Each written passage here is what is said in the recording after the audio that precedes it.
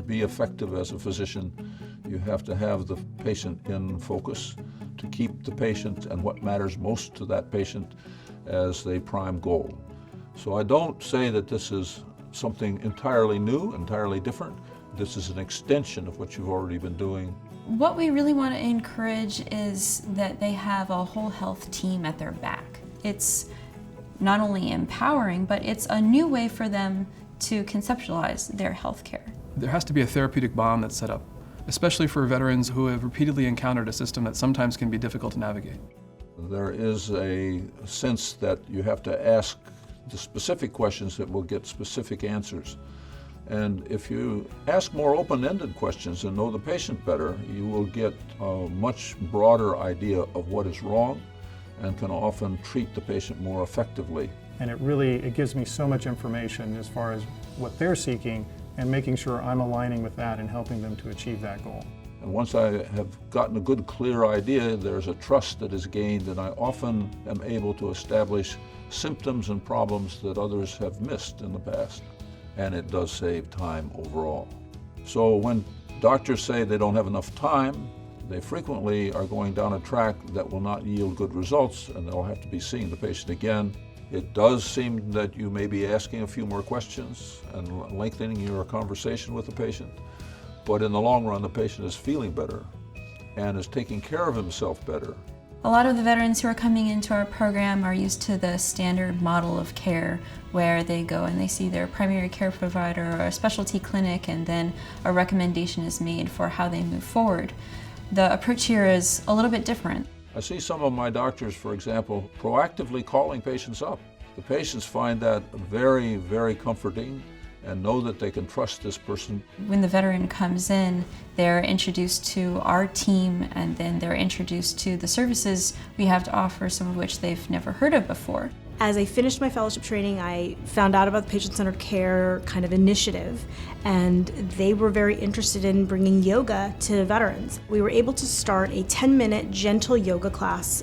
After 3 months of follow-up, we were able to see a significant drop in their fasting blood sugar as well as their blood pressure. We don't want to just extend their life, we want to make them feel better than they have ever felt in their life for as long as they live.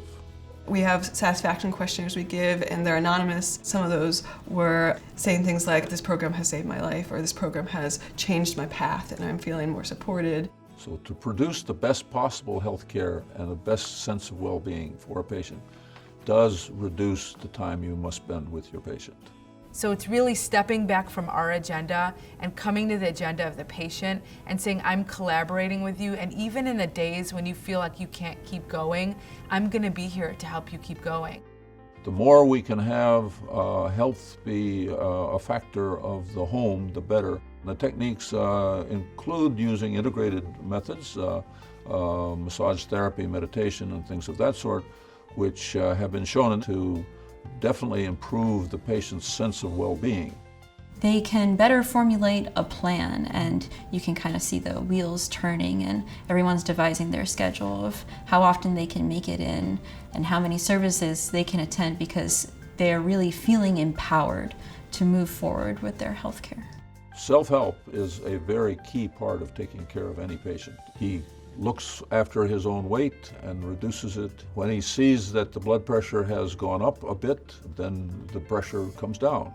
And when he does so, he becomes less dependent on you as the physician caregiver and more dependent on himself as a self-empowered caregiver.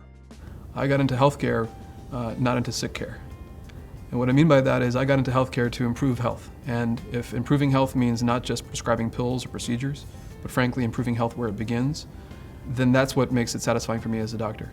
And I think taking an integrative approach where we take the best of Western medicine and the best of these complementary approaches is really the optimal way to treat patients. As I've seen patients engaged in the patient-centered care approach, their sense of well-being is getting better and better and better. I've heard patients say that they've never felt better in their life. Now, if the VA can produce that result in patients over and over again, then we are really on the right track.